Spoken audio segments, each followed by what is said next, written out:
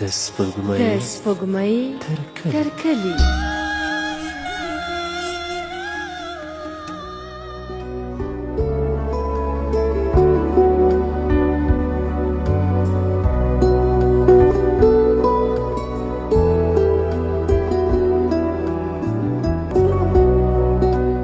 سپوږمۍ تر کلي خپرونې قدرمنو دوستانو سلامونه.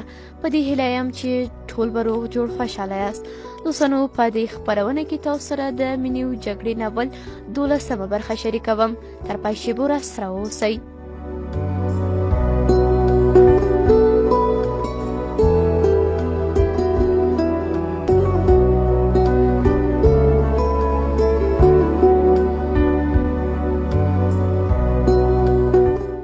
لاره نه به څوک چې پوهېدل د لومړیو جګړو وروسته یې ځانونه ویستل، ډېرو خیله سرونه ویستل او نور ټول شیان یې په ځای پرېښودل. شمروزه په ملک په غوسه به د ګذر وکیل خبره نه به منلې چې ورته ویلي وو دا خلک زه پیژنم، په دې اوربند یې مه غولېږه، دا هر یو بل جنګ ته ځان جوړوي. شمروزې په هغې ورځ د خپل ورور ملک خبره هم اورېدلې به چې د وکیل په ځواب کې ویلې به دا د تاسې خبرې دي، که خدای کول وروسته له دې به یو ټک هم وانه ورئ. هر څه چې و تیر سول، خو د خبره دا ځل هم دروغ ختلې به. جګړه پیل سوې به. دا وار د هغو تنظیمونو ترمنځ جګړه به چې په تېرو جګړو کې سره ملګري وو. په تېره جګړه کې دښمنو ډلو اوس یو بل ته لاس ورکړی وو او د خپلو پخوانیو انډیوالانو په ضد یې سنګرونه نیولي ول. ملک او هېواد د کوچنۍ تاکوۍ پخوانۍ دروازه بنده کړه او د دربچې په ځای یې چې د دهلیز دروازې ته نږدې به کوچنۍ دروازه جوړه کړه. دوی ټوله اته کسه ول. په کوچنۍ تاکوۍ کې نه یوازې کښېناستلی سوی، بلکې د شپې خوب یې هم پکښې کولی سوی. خو پرون سهار وختي چې جګړه لږ ارامه به، د کلاخان کورنۍ هم د دوی کور ته ځانونه راورسول. کلاخان وویل اولادونه یې تېرې 12 ورځې په راڼه میدان تېرې کړي دي، خو د خدای فضل و چې راکټ یې په کور ونه لګېد. پرون شپه یې د بم 14 ضربې د دوی کور هم بې برخې نه و پرېښی. ګولۍ د دوی په سالونو لګېدلې وه، خو هغه ګړی دوی ټول د سیوري په خونه کې ناست ول. یوازې د کلاخان لاس لږ ټپ سوی و، هغه هم خښته پرې ولوېده. د دوی په راتګ ټول خوشحاله ول، خو تاکوي په دوی تنګه کړه. وروسته له هغه به ملوک، هېواد او کلاخان په پخلنځي کې چې د سیوري خواته جوړه سوې به او د توغندیو له مخې چپه وکښېناستل. ښځې او ماشومان په تاکوۍ یا زیرزمینۍ کې اوسېدل. پخلی یې هم نارینه وکاوه. ښځو خو دا څو ورځې لمر په سترګو نه ولیدلی، خو ماشومانو به د دوی له منتونو سره سره کله کله راوتل. په انګړ کې به یې لوبې شروع کړې، خو هېواد به په زور بېرته تاکوۍ ته کښته کړل. د دوی لیدنه به یوازې د ډوډۍ وړلو په وخت کې کېدله. کلاخان چې به ډوډۍ وړه نو دوی ته به یې ډاډ ورکاوه انشاءالله جنګ درېږي، ملګري ملتونه اوربند اعلانوي. د ګل مرجان کوچني زوی بهیر پوښتنه وکړه کاکا ملګري ملتونه ډېر زورور دي؟ هو بچو، که وغواړي جنګ په یوه ورځ کې دروي، د هغو زور په دوی رسېږي؟ هو. د بهیر پوښتنې نه تمامېدې. ملګري ملتونه څو کسه دي؟ هغه کسان نه دي، د دنیا له هېوادونو جوړې یو سازمان دی.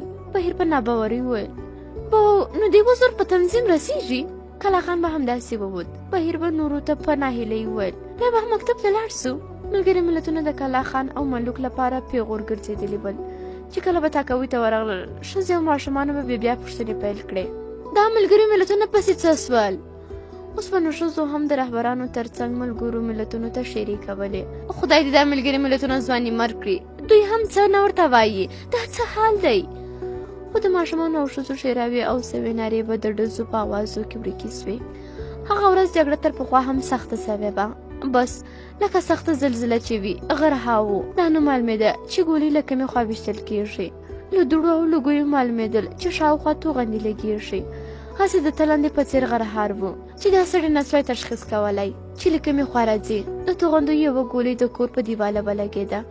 شاوخوا تور لوګی ونیو چې دوړې کښېناستې. ملوک او هېواد راووتل. لومړی څه یې چې ولیدل تلوسه وه چې تاکوۍ په دروازه کې په وینو کې پرته وه. ملوک د واره په غېږ کې راواخیستله. خوږې د توغندیو بله ګولۍ د انګړ په منځ کې ولګېده. هېواد له تلوسې سره یو ځای ځان تاکوۍ ته واچوه. مخ او جامې یې په وینو سرې وې. شمروزې د سر وریښتان ښکول. ښځو او ماشومانو ژړل.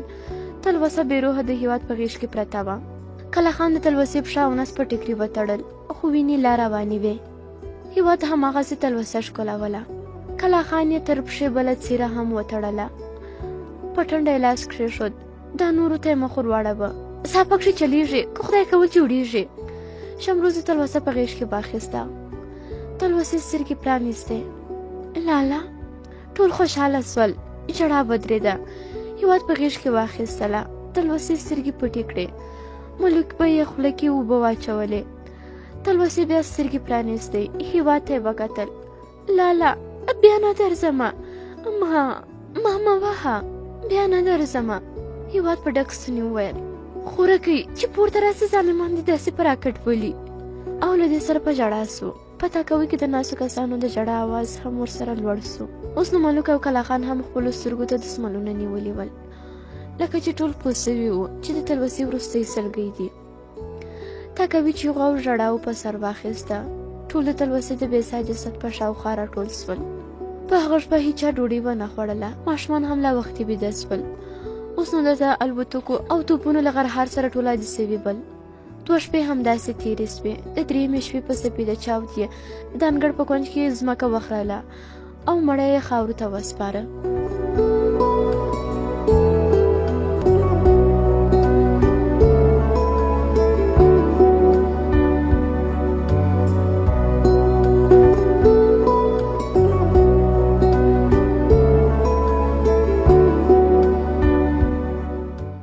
چې جنگي ډلې له کابل څخه د بهرنیانو د وتلو لپاره په یوه ورځ اوربند سره سلا سوي دي. دا ورځ د کابل په خلکو د اختر ورځ وه. د ښار په سړکونو به په کډو بار کراچۍ روانې وې.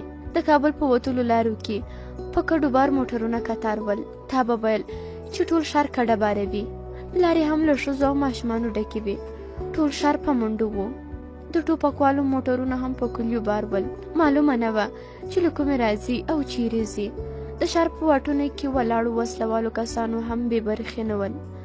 دوی به چې په کډو کې کوم شی خوښ و د بیل او پیرودلو د سندونو د نه درلودلو په بهانه به یې له موټره او یا له کراچۍ نه راکوز کړل.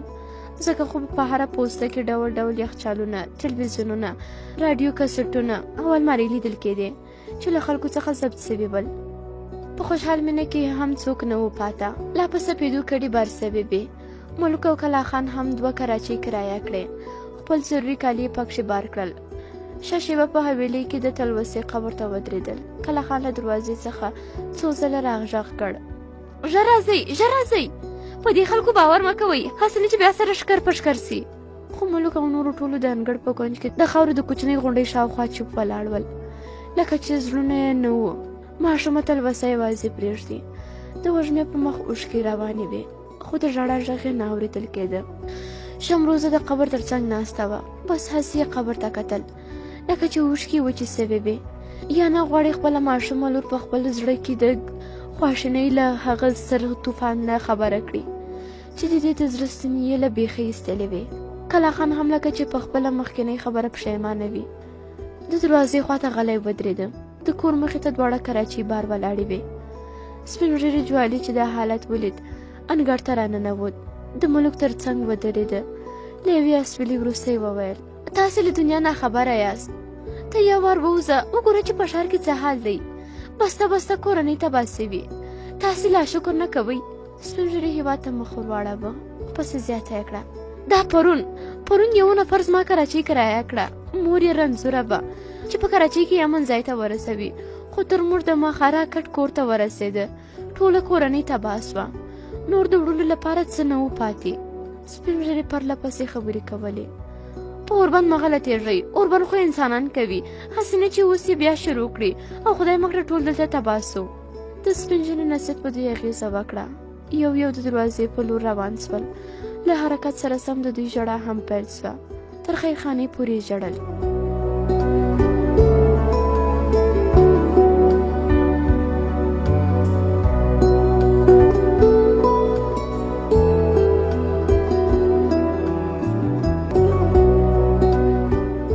د سید الناصري د لیسې ټول ټولګي په مهاجرو ډک ول.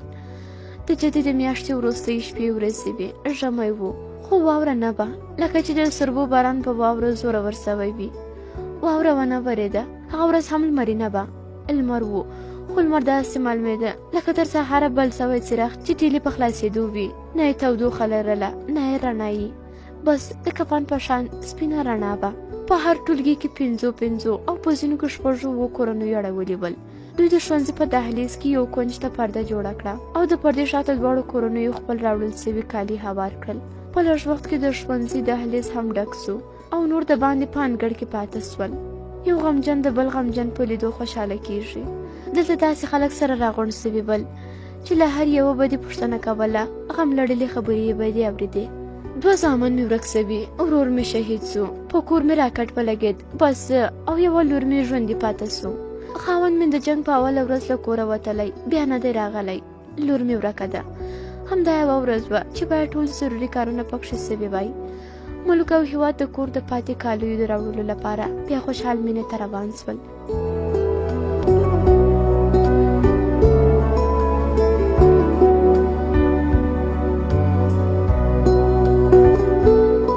ملک په ټولو منلې وه چې امن سیمې ته د کور د لېږدولو په سبا به د خمارې د لیدو لپاره کلي ته ځي.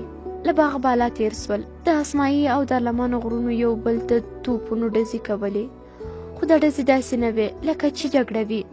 خلکو هسې ساتیری باله. اخر ټوپکوال چې دا 2 میاشتې یې له ماشې ګوتې نه وي ایستې کړې، نن له سهاره تر لوړ مازدیګر ارام ناست وای. ښاریان پوهېدل چې په جنګي ډلو به نن بې جګړې ورځ څومره سخته تېره سوې وي. نو یو نیم ډزو ښاریانو د جنګي ډلو طبیعي حق باله، خو د 2 غرونو دا جګړه ییزه لوبه څوکه په لویه جګړه بدله سوه. له غرونو د باندې پوستو او پاټکونو هم ډزې پیل کړې. موټرونه، زیرې پوشونه او ټانګونه سرکونو ته راووتل او په رانه میدان به جګړه پیل سوه. ملک او هېواد هم په لومړي سر کې خال ډزې ټوکې بللې. ډزونه اوس د دوی عادت ګرځېدلی دی، هسې ډزونه کوي. له بلې خوا یې لا نیمایي شیان په کور کې پاته ول. ملک زړه نازړه و، خو هېواد نه غوښتل چې تش لاس بېرته راوګرځي. په تېره چې د مور دا خبره یې ور یاده سوه چې د راتګ په وخت کې به یې په ژړا کې ورته ویل: زویه، له هغې خوا د خوږې د قبر خاورې هم در سره راوړې، که مې لاس زړه ته یې صبر سو.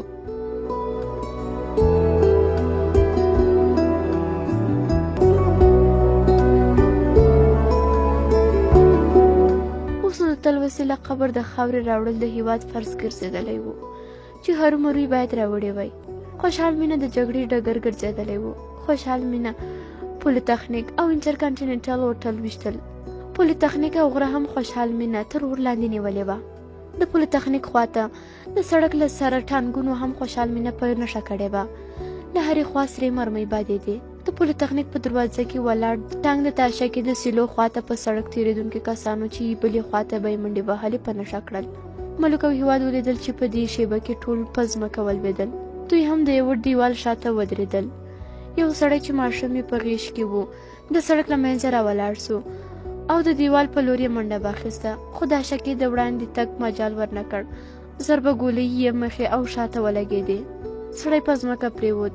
هېواد چیغه کړه: اخ، ولګېده! خو ژر معلومه سوه چې ژوندی دی، ځکه کله چې دا شکې د شاته کورونه په نښه کړل د سر راپورته کړ. اوس نو دوی ته نږدې ول، خو دوی نه سوی کولی ورسره مرسته وکړي. دې خوا راسه، په یو منډه ځان له ورسوه. خو د مرمیو په باران کې د دوی دا چیغې نه اورېدل کېدې. سړي شاوخوا وڅارله. ماشوم یې په غېږ کې سم کړ. د دوی په لوري یې منډه راواخیسته. لا څو ګامه نه وې وتلې چې ماشوم ترې ولوېد. د دا شکې د مرمیو ضربې یو مټ وړی و. ورسره سم له ټانګ نه هم لمبې پورته سوې. معلومه نه سوه چې له کومې خوا ولګېده. تر څنګ ولاړ زیرې پوش هم شاته وتښتېده. ماشوم په خاپوړو ځان راورساوه. مرمۍ هماغسې بادېدلې. هېواد د دوی په خوا ور منډه کړه. ماشوم د پلار په سینه سر ایښی و او په چیغو چیغو یې ژړل. هېواد سړي ته ونه کتل. په بیړه یې ماشوم راواخیست. دیواله ته لا نه ورسېدلی چې په دوړو او لوګیو کې پټ سو. چې له ژړا ناست وه. هېواد او ماشوم دواړه د سړک تر څنګ په ویاله کې پراته ول. ملک لاس ورکړ، خو هېواد نه سوی کولی په پښو ودرېږي. د توغندي پارچو یې دواړه پښې ټپي کړې وې. ملک لومړی ماشوم د دیوال خواته راورسوه، بیا یې هېواد په شا کړ او د دیوال تر څنګ یې کښېناوه. د ماشوم یو لاس نه و. ملک لومړی خپل څنګل چې وینې ترې بهېدې په خپل دستمال وتړه. بیا یې د هېواد او ماشوم د ټپونو په تړلو پیل وکړ. جګړه په مخ روانه وه. د دې سیمه یوې بلې ډلې ونیوله. د جګړې لومړۍ کرښه لا د مخه ماته سوې وه. یو پوځي موټر په بیړه د دوی خواته را روان و. د موټر مخې ته په شنه رخت لیکل سوي ول فتح الفتوح مبارکباد. چې د دوی ته راورسېده 2 کسه ترې راکوز شول. ملک یې مخ ته ورمنډه کړه. دا زخمیان مړه کېږي، د خدای لپاره شفاخانې ته یې ورسوئ. وسلوال چې پلنګي دریشي اغوستې وه، اردو څڼو یې نیمایي مخ پوښلی و، کښته پورته ورته وکتل. دا بل ته یې مخ ورواړوه. پخپله دی. دواړو سره وخندل. ملک د دوی په خبره پوه نه سو. څڼور ځوان مخابره چالانه کړه. الو خراسان درفشن اطمینان. مخابرې له بغش سره یو ځای غږ پورته سو. الو خراسان اورم. درفشن چیرته دی؟ له هغې خوا ځواب ورکړل سو. درفشن د دشمن اسیر دی. وایه څه وایې خراسان؟ مرکز ته ووایه 14 کسه اسیران، نه 14 کسه اسیران مې دا دې درولېږل. اطمینان. د دې سره د ملک لاسونه شاته وتړل. لوڅ موټر ته یې په ټیله پورته کړ. دواړه ټپیان یو بل موټر ته چې نوي راورسېده واچول. د موټر مخه په سړک پرتو مړو بنده کړې وه. د موټر څخه 3 کسه کوز شول. 2 مړي یې چې د سړک په منځ پراته ول د سړک غاړې ته کش کړل. یو بل یې شای ځان یې په مړینې اچولی و. سر راجګ کړ. وسلوالو چې ولې ټپېدی 2 موټر ته یې واچوه. نور مړي چې د سړک په یوې او خپلې خواته پراته ول هماغسې پرېښودل. شای ویلي چې مړي د خپل غم په خپله وخوري.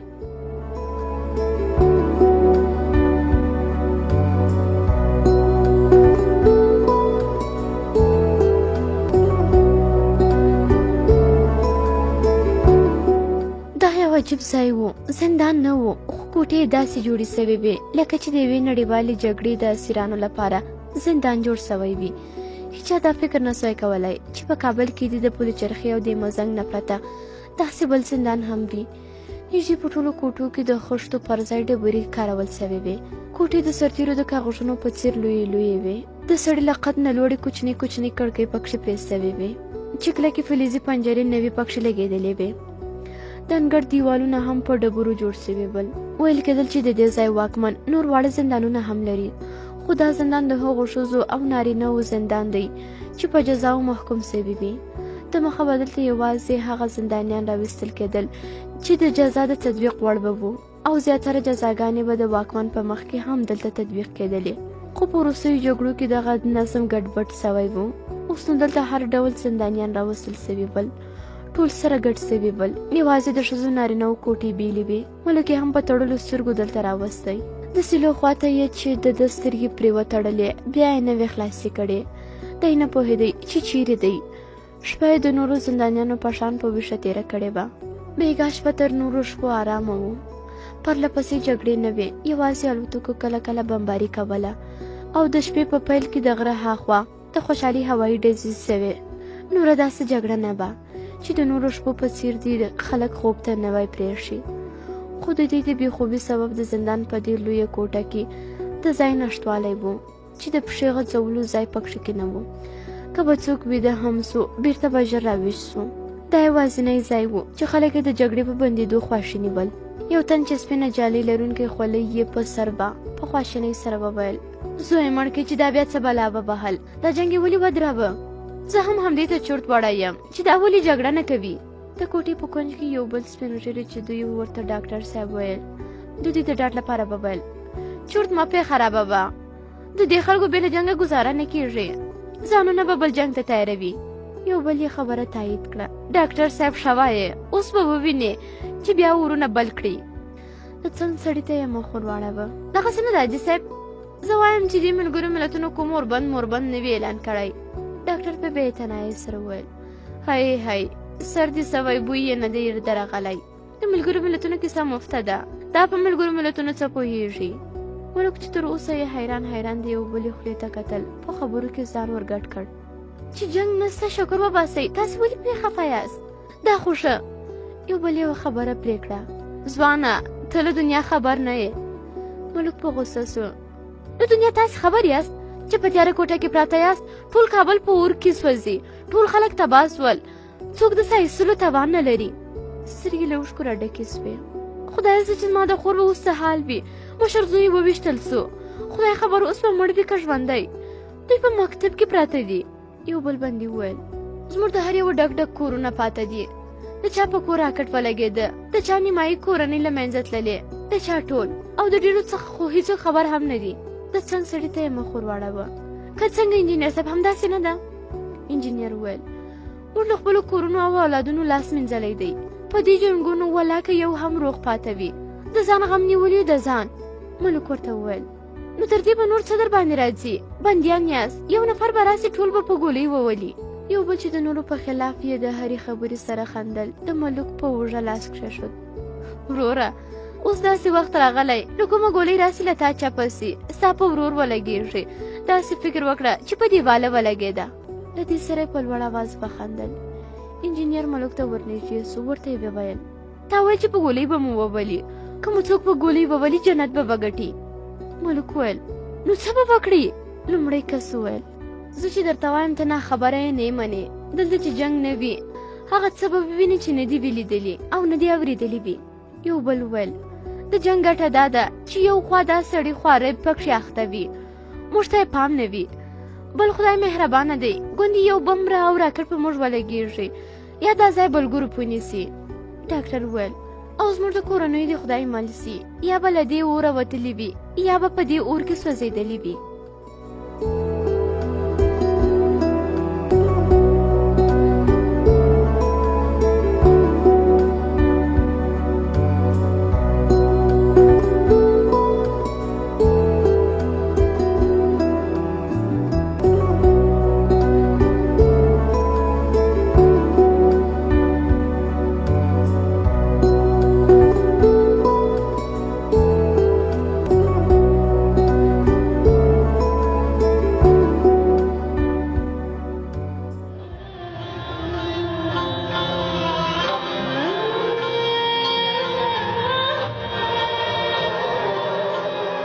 د سپوږمۍ تر کلي